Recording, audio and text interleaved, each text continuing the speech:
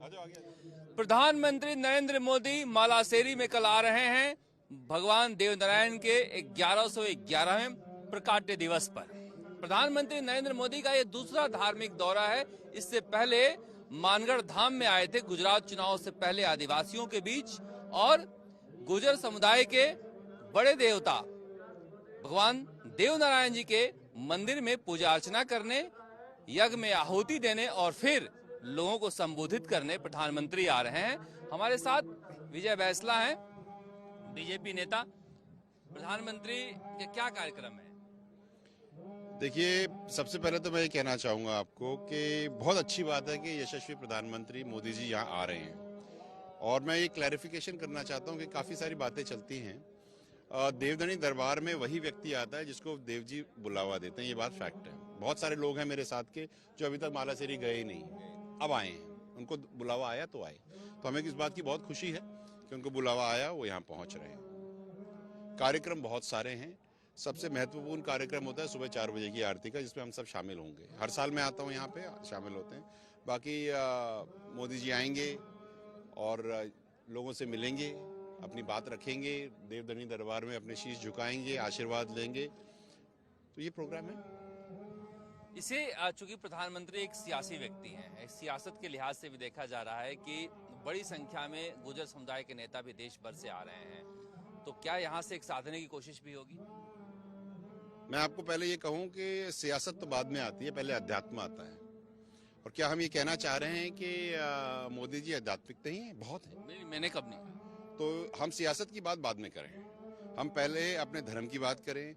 हम ये बात समझें कि ये देवधनी दरबार की जगह है। यहाँ पर जो व्यक्ति आता है खुले मन से आता है, तो अच्छी बात है। मोदी जी यहाँ आएंगे, यशस्वी प्रधानमंत्री जी भी हैं, वो यहाँ आएंगे, यहाँ पर कुछ लेके जाएंगे, कुछ देके भी जाएंगे, वो तो ऑब्वियस है। क्या लेकर जाएंगे, क्या देके जाएंगे? देखिए, जब यहाँ पर कोई व्यक्ति आता है देवधनी दरबार में, तो जो उनकी मनोकामना होती है वो स्वतः ही पूर्ण होती है। ये बात तो हमने देखी है, सब लोग कहते हैं। तो जो भी उनकी मन की इच्छा होगी वो तो पूर्ण होगी। और समाज के लिए लोगों की इच्छा है कि यहाँ पर कॉरिडोर बन जाए।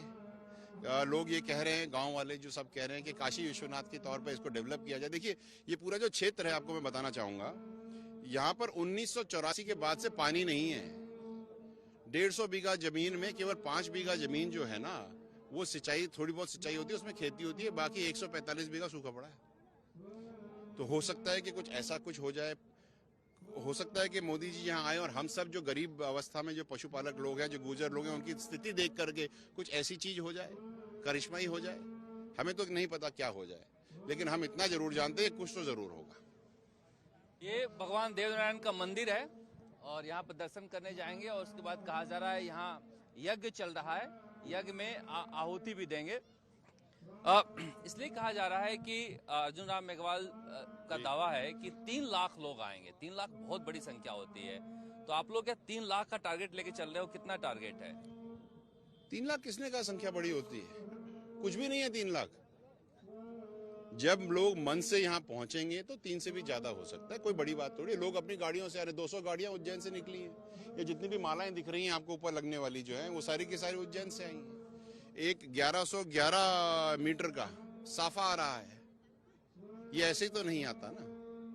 लोग इसके पीछे होते हैं जो लेके आते हैं। और ये देवधनी का दरबार है, यहाँ सब आएंगे और इच्छा से आएंगे, गाड़ियों से भी नहीं, खुद आएंगे। इसलिए चर्चा हो रही है कि देखिए सतीश पूनिया पूरी तरह से लगे हुए हैं। 3000 बसें इकट्ठा की है बीजेपी ने। तो क्या आपको लगता है कि आप भी बीजेपी से जुड़े रहे हो जी, क्या गुर्जर समुदाय बीजेपी से जुड़ेगा प्रधानमंत्री यात्रा के बाद? गुर्जर समाज अलग कहाँ था? नहीं, इस बार तो 9 की 9 सीटें। मेरी बात समझिए, इस चीज को हर बार हम सियासत से क्यों जोड़े? मैं बात यही कहना चाह रहा हूँ। अध्यात्म है, 1111वां है, ये कोई पॉलिटिकल रैली तो है नहीं। यहाँ पर सबको आमंत्रित है, सब लोगों के। मैंने खुद बोला जिसको आना है आओ। आमंत्रण में कोई कांग्रेसी नेता आमंत्रित, वो बात अलग है, वो उसकी मैं उसमें घुस ही नहीं रहा हूँ। मैं ये कह रहा हूँ कि जो भी व्यक्ति, और एक बात आपको मैं बहुत क्लैरिटी से बताना चाहता हूँ, यहाँ पे जो गुर्जर होगा वो यहाँ पहुंचेगा, इसमें कोई क्वेश्चन है। गुर्जरों में और जो हमारी जो गायरी जात है और गुर्जर हैं, इनको न्योता नहीं दिया जाता। अगर उनके जहन में गुजर होने का दूध है, खून है, तो स्वतः ही चला आता है। मैं यहाँ पर पहली बार नहीं आ रहा, मैं पिछले साल भी आया था, उससे पहले भी आया था। मेरे को तो कोई न्योता नहीं था ना, मैं तो आता हूँ। ये सब आते हैं, ये सब न्योते थोड़ी दिएगा। जो गुजर होगा पहुंचेगा, जिसके खून में गुजरेत होगी वो पहुंचेगा, और जो बगड़ावतों का वंशज होगा वो यहाँ स्वतः ही पहुंचेगा। तो बीजेपी ने आमंत्रित नहीं किया है कांग्रेस नेताओं के, इसलिए बात हो रही थी, बाकी कोई बात नहीं है पूछने नहीं पूछने का। इतनी बड़ी संख्या में बीजेपी देश भर से गुजर नेताओं को लेकर यहाँ आ रही है, क्या कोई फायदा हो पाएगा? क्योंकि पिछले चुनाव में एक भी सीट बीजेपी नहीं जीती थी। देखिए, बड़ा इंटरेस्टिंग क्वेश्चन है आपका। जो अगर आप केवल गुजरों की सियासत की बात करते हो, तो मैं गुजरों की आपको क्लैरिटी से बता देता हूँ। आपसे ज्यादा कोई होमवर्क किया नहीं है, मैंने आपका देखा, काफी आपने एक नक्शा ही तैयार कर रखा है पूरा। अब देखिए कि गुजर पिछली बार जो बीजेपी पार्टी से थे वो हरवा दिए गए या हार गए, जो भी कारण रहा। लेकिन एक बात मैं क्लैरिटी से आपको बता देता हूं आज, और ये आपके माध्यम से सब समझ लें। गुजर को वोट देगा, इस बार हराएगा नहीं। जहां से गुजर खड़ा होगा, एमबीसी का व्यक्ति खड़ा होगा, स्वतः ही उसको जिताया जाएगा। पिछली बार की हानि जो हुई है, इस बार समाज अपनी हानि नहीं कराएगा। काट की हांडी एक ही बार चढ़ती है, बार बार नहीं चढ़ती साहब। चढ़ गई, रायता सद लिया, अब समाज ढंग से काम करेगा। अच्छा, एक सवाल मैं पूछ लेता हूँ। इंडिया टुडे का मूड ऑफ नेशन आया है, देश का मिजाज आज ही आया है। उसमें कांग्रेस में लोगों ने कहा है कि राहुल गांधी के बाद कोई रिवाइव कर सकता है कांग्रेस को तो सचिन पायलट। गांधी परिवार के बाद सर्वाधिक लोकप्रिय कोई नेता है तो सचिन पायलट। तो क्या आपको लगता है कि सचिन पायलट में संभावना है? देखते हैं समाज के लोग। देखिए, ये चीज ना तो मैं कह सकता हूं, क्योंकि आप कांग्रेस की रिवाइवल की बात कर रहे हैं। ये तो कांग्रेस ज्यादा समझती है, जो कि डूम्सडे में बैठी है। जिसको दर्द है वही बताएगा ना कि कौन सी दवा काम करेगी, हमें थोड़ी पता है। ये इंटरनली कांग्रेस का है, and Congress should take a strong decision who is going to lead. नहीं, मतलब मैं तो इंडिया टुडे के मूड ऑफ नेशन पे पूछा। मूड ऑफ नेशन तो इंडिया टुडे का आया होगा, लोगों से बात हुई होगी। मैं अपना बता रहा हूँ ना, आप मुझसे पूछ रहे तो मैं अपना ही बताऊंगा। मेरा तो ऑब्जर्वेशन इसमें यह है, मैंने खैर पढ़ा नहीं जो आप बात कर रहे हो, अभी तो समय भी नहीं हुआ। कांग्रेस पार्टी किसको लीड करवाए, किससे लीड करवाए या ना करवाए, that is an internal discussion of Congress. They have to take a decision. Not taking a decision is also taking a decision, sir, and that I think is a decision which Congress has taken. आपको लगता है कि सचिन पायलट को कुछ कांग्रेस दे नहीं रही है? Not taking decision also decision. That is the decision which they have taken ना। मैं सचिन के बारे में मैंने कहा कहां? आप जबरदस्ती हर बार में सचिन, प्लीज अंडरस्टैंड। गुजरों की राजनीति केवल अमुक व्यक्तियों से नहीं है। गुजरों की राजनीति और एमबीसी की राजनीति राजस्थान की 200 विधानसभाओं में से 75 विधानसभाएं जो काबिज होती है उनकी राजनीति है। आप उनकी बात करिए। आपने कभी भी रेबारी रायका देवासियों की बात तो करी नहीं, ना गडरियों की बात करी। हम अमुक गुजरों पे क्यों अटक रहे हैं? हम भी तो पिछड़े हैं, जितने भी पशुपालक लोग हैं वो भी तो पिछड़े हैं। हमारी, देखो मैं आपको समझाता हूँ, हमारी एक मांग है और हमारी उम्मीद है कि आपने देवनारायण योजना देखी होगी। देवनारायण योजना से जो फायदा यहाँ के एमबीसी समाज को हुआ, गुजर, गारी, गडरिया, रेबारी, रायका और आपके बंजारे, लोहार, इनको जो बेनिफिट मिला है, हमारा तो देवधनी से प्रार्थना, मैंने अपनी पगड़ी उतार करके प्रार्थना करी थी कि जो देवनारायण योजना राजस्थान में लागू है, बिल्कुल उसी तर्ज पर आप आंशिक महाराष्ट्र, मध्य प्रदेश, गुजरात, राजस्थान में तो खैर है ही, दिल्ली, हरियाणा, पंजाब, जम्मू कश्मीर, हिमाचल, उत्तर प्रदेश, उत्तराखंड, हर जगह जो भी एमबीसी और गुजर बहुल क्षेत्र है, प्रदेश है, उसमें लागू कराएं। हम चाहते हैं कि जो पशुपालक वर्ग है वो भारत को आगे और उन्नत करने में साथ दे। हम पढ़ेंगे, लिखेंगे, आगे बढ़ेंगे, तभी तो भारत को और आगे बढ़ा के लेके जाएंगे। हम हर चीज को पॉलिटिक्स से देखें ना, ये मेरा रिक्वेस्ट है सबको। हमको प्रोग्रेस, प्रॉस्पेरिटी, इन सब चीजों पे भी देखना पड़ेगा और हम लोग बहुत कुछ कर सकते हैं। विजय बैसला चुनाव लड़ेंगे इस बार? क्यों नहीं लड़ेंगे? लड़ लेंगे, उसमें क्या। समाज अगर कहेगा तो लड़ लूंगा। किस पार्टी से?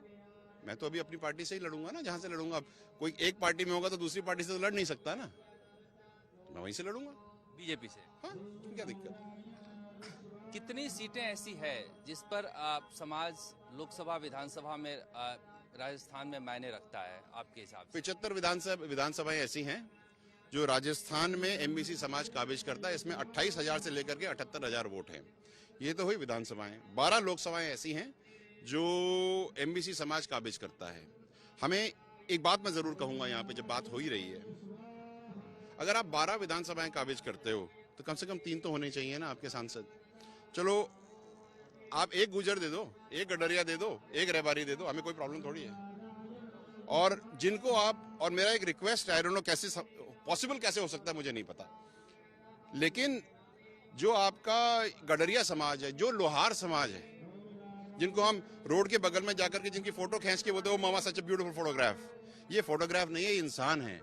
इन्होंने कभी भी जिंदगी में अपनी आवाज विधानसभा में नहीं रखी। इनमें से 2-2 साल के लिए एक एमएलए मनोनीत करना चाहिए जो कम से कम विधानसभा में जाकर के इनकी बात तो रखे।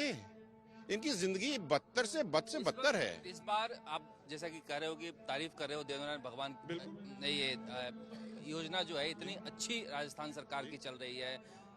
2 मंत्री हैं, शकुंतला रावत, अशोक चांदना, जोगिंदर रवाना मंत्री का दर्जा है। इतना सारा समाज को तो कभी किसी सरकार बीजेपी ने दिया नहीं, तो उससे क्या फर्क पड़ रहा है? तो समाज जाएगा फिर कांग्रेस के साथ। फिर आप वहीं आ रहे हो। मैंने क्या कहा आपको थोड़ी देर पहले, चलो जी समझिए, we should not get carried away with one thing. The reality is, मैंने यही कहा कि इस बार एमबीसी समाज का जो कैंडिडेट जिस भी पार्टी से खड़ा होगा, समाज उसके साथ जाएगा। पिछली बार जो गलती करी, जो 13 लोग बीजेपी से हार गए, वो गलती नहीं करेगा। हम ये गलती क्यों करें, अपने पैर पे कुल्हाड़ी क्यों मारें? Please understand, Rajasthan is a caste-based political structure. And in a caste-based political structure, you have to understand that you will be relevant only when you are in the Vidhan Sabha, whether in the opposition or in the power. If you are not there, what is the point? आपके हिसाब से मोदी जी कहीं आ जाए, कुछ भी आए, कोई फर्क नहीं पड़ता? किसने कहा? कैंडिडेट के साथ जाएंगे ना? प्लीज समझिए, कैंडिडेट के साथ जाएंगे। अरे सुनिए तो सही, क्या 75 टिकट कोई पार्टी देगी? आप समझिए बात को। जो गुर्जर समाज है या एमबीसी समाज है, उसको अमुक 13 टिकट मिले, 20 टिकट मिले। जो एससी एसटी विधानसभाएं हैं, उसमें भी तो 40-40 हजार गुर्जर वो एमबीसी के मतदाता हैं। वो कहां स्वे करेंगे? वो तो हम भूल ही जाते हैं। मेरी बात समझिए। मैं समझ गया ये बात। अब मेरे कहने का मतलब है बीजेपी को फायदा नहीं होगा एमबीसी समाज का आप लोग जिताने no, hear me out, I will explain to you. आप कंफ्यूज हो रहे हो या आप समझना नहीं चाहते। जहां पर गुर्जर एमबीसी कैंडिडेट खड़ा होगा, उसके साथ समाज जाएगा, ये अंडरस्टूड है, ठीक है। बाकी सब सीट्स जो हैं, जो 75 में के बाकी जो सीट्स हैं, उसमें तो स्वयं आता ही है ना, वो स्वतः ही थोड़ी जीती जाती है। और आप अगर 12 मैं लोकसभाओं की बात करूं, और अगर मैं कहूं कि एक टिकट एमबीसी समाज को मिलता है, तो 11 में तो स्वयं आएगा ही ना। Why are we discounting that? We have to appreciate that in an open franchise model, everybody is bound to take a relevant decision, because हर व्यक्ति जो अपना पॉलिटिकल डिसीजन लेता है, अंदर ही अंदर कहीं ना कहीं 10% ये सोचता है, what's in it for me, मेरा इससे क्या फायदा। और हमने देख लिया है पिछले 4.5 साल का क्या फायदा है, और आने वाले 5 सालों का क्या फायदा होगा, वो लोग अपने आप डिसाइड कर लेंगे। 4.5 साल में फायदा देगा आपको, घाटा देगा? देखो, from the schemes point of view, decently observed, हमारी देवनारायण योजना की हालत खराब है, कोई डाउट नहीं है इसमें, ठीक है। और जो वहाँ के जो अभी चेयरमैन है, उन्होंने अब उस पर एक्शन करना शुरू किया, विच इज रियली गुड। आपको लगता है कि विजय बैसला कंफ्यूज है थोड़ा बहुत कांग्रेस और बीजेपी को लेकर अभी भी? बिल्कुल नहीं, ये आपको समझने की बात है। आप क्या है कि एक नजरिए से एक चीज को देखते हो। नहीं, मैं बताता हूँ आपको। आप एक नजरिए से एक चीज को देखते हो, आप हर चीज में पॉलिटिकल यस और नो देखते हो, black and white answer. BJP नेता है तो मैं और से क्या देखूं सर? बीजेपी नेता से बीजेपी की तरफ ही देखूंगा। क्यों भैया, हम केवल बीजेपी नेता थोड़ी हैं, हम तो गुर्जर आरक्षण संघर्ष समिति के अध्यक्ष भी हैं।